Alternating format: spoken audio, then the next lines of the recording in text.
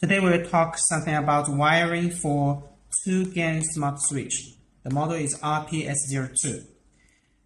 Here is the power source. This one is neutral wire. You see all the neutral wires connect together.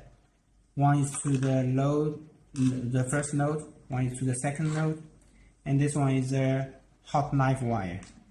And here are 2 load wires. This one is our 2-GAN switch. Here is neutral wire. The black one is the live wire. Here are 2 load wires. This one, green one, is ground wire. Now let's connect them together. First, I will connect the neutral wires. All of the neutral wires should be connected together. Then I will connect the live wire.